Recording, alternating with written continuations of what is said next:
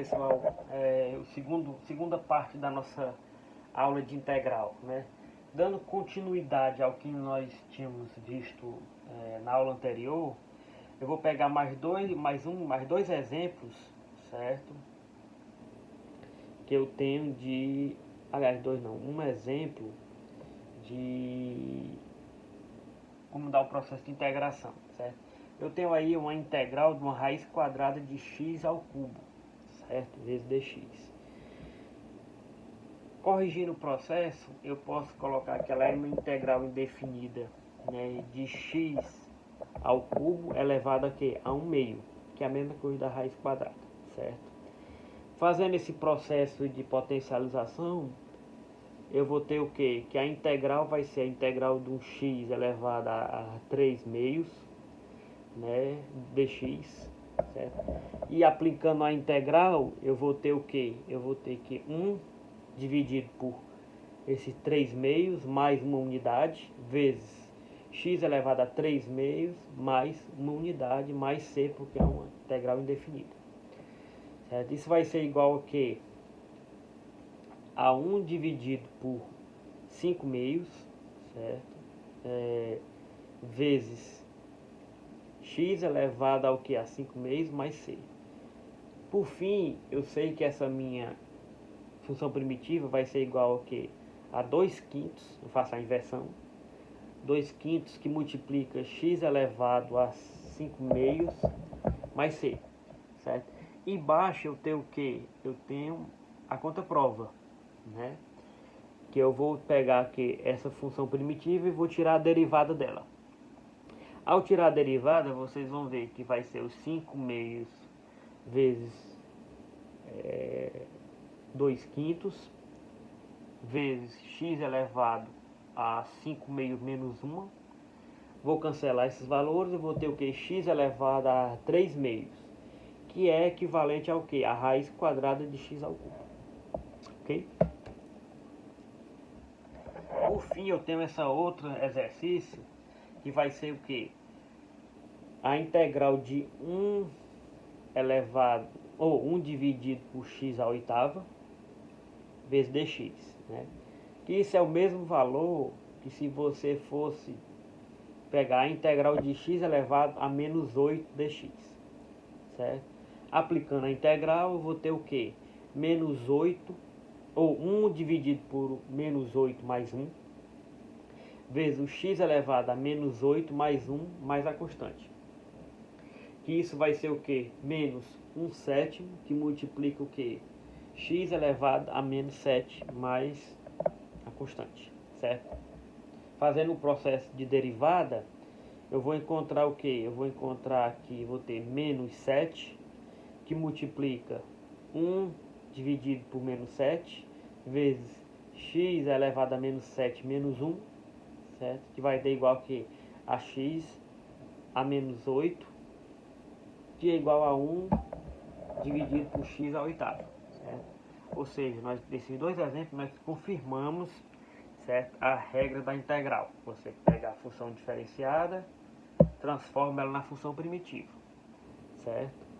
E para confirmar, você pega essa função primitiva, deriva, para encontrar a função derivada, certo? A gente tinha visto também na aula passada que essa regra da potência ela valia quando n era diferente de menos 1. Por quê? Porque quando ela é igual a menos 1, certo? Eu tenho um caso específico. No caso, eu tenho x menos 1, né? Eu vou ter a integral de x elevado a menos 1 vezes dx. Ela é igual à integral de 1 dividido por x dx, que vai ser o próprio que? ln de x mais c, certo? É tanto que se você pegar a derivada, certo, dessa função primitiva do logaritmo neperiano de x mais a constante, você aplicando aquela regra de derivada com logaritmo neperiano, você vai ter que essa derivada vai ser igual a 1 dividido por x, ok? A segunda regra, pessoal, que nós podemos ter é a regra da exponencial, certo? Eu tenho, por exemplo, essa 2.1, a integral de do exponente de x, exponencial de x elevado a x vezes dx, é o próprio x mais a constante, né? Por quê? Porque a derivada também dessa primitiva é igual a ela mesma, certo? Ok? Se eu tiver, certo?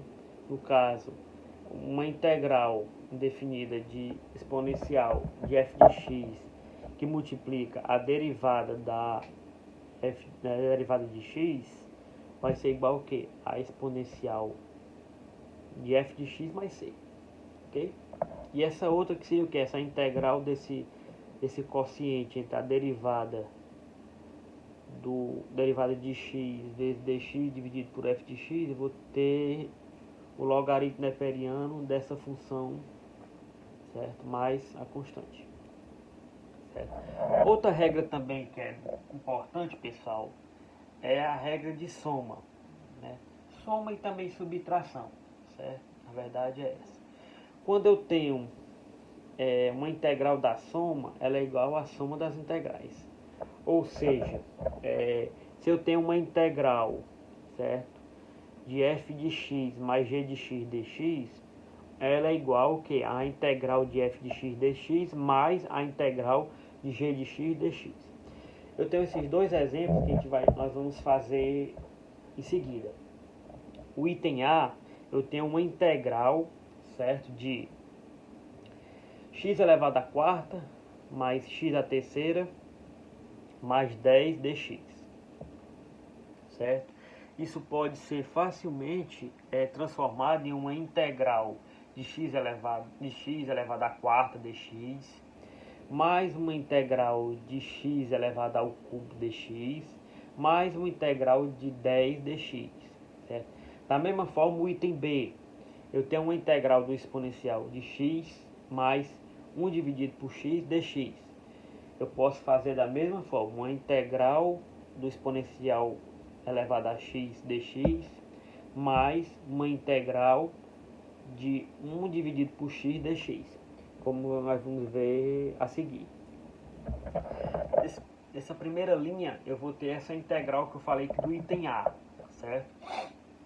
A integral de x à quarta mais x à terceira mais 10 dx, ela é igual à integral de x à quarta dx mais a integral de x ao cubo dx mais a integral de 10 dx. Resolvendo cada uma delas, certo? Eu vou ter o que? 1 dividido por 4 mais 1 vezes x à quarta mais 1 mais 1 dividido por 3 mais 1 vezes x elevado ao cubo mais 1, certo?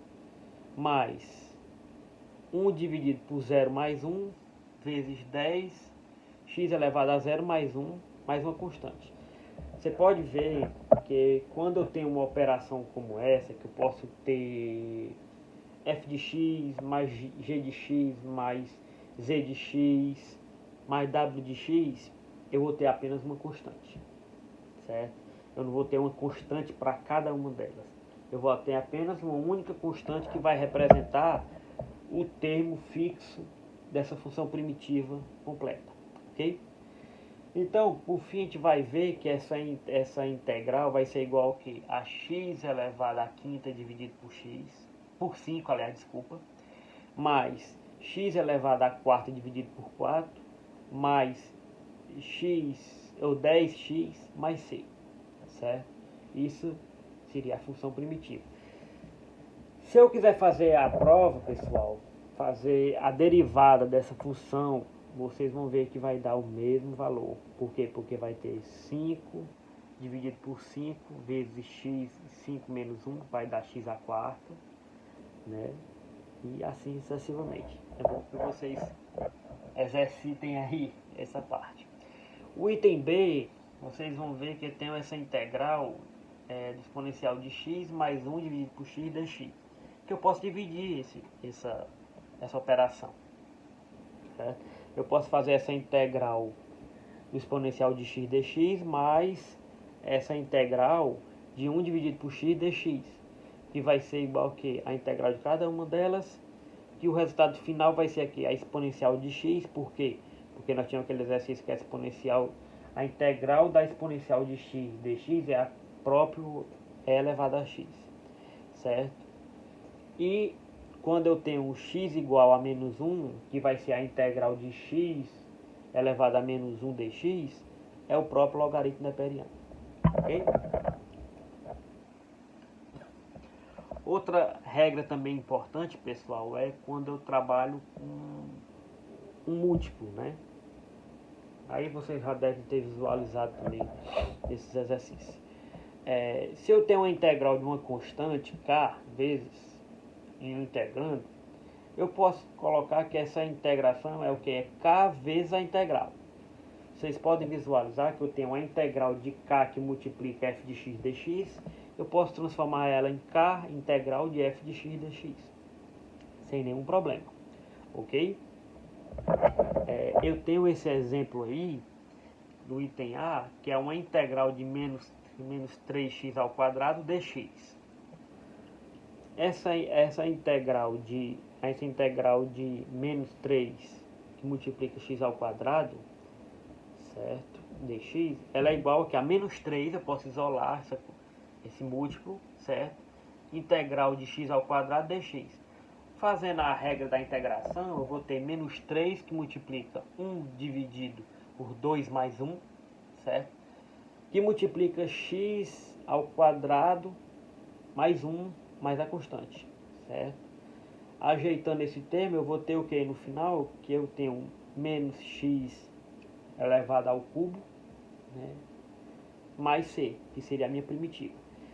Se eu, pessoal, faço essa derivada dessa função primitiva, como vocês podem ver a última linha, que seria essa primitiva, que seria menos x ao cubo mais c, eu tiro a derivada dela, eu vou ter menos 3x ao quadrado, que é a própria função derivada, ok?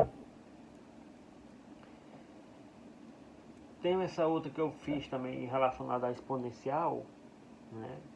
Que você pode utilizar, como eu falei para vocês, vocês podem utilizar tanto como soma e subtração, certo? Eu tenho essa integral de 12 vezes a exponencial de x menos x elevado a menos 3 mais x dividido por 10 dx. E aí eu posso isolar cada uma dessas partes, né? E eu pode ver que esse termo da primeira integral, que é a integral de 12 que multiplica o exponencial de x dx, eu posso botar 12 integral de e de x dx, certo? E fazer a mesma análise, ok? Sem nenhum prejuízo, tudo bem? E também vamos ter, pessoal, mas isso para a próxima aula, essa parte de multiplicação, certo? Essa integral de multiplicação, que a gente vai ter, pode utilizar a parte de regra de substituição e regra por partes, ok? Mas isso vai ser objeto da nossa próxima aula.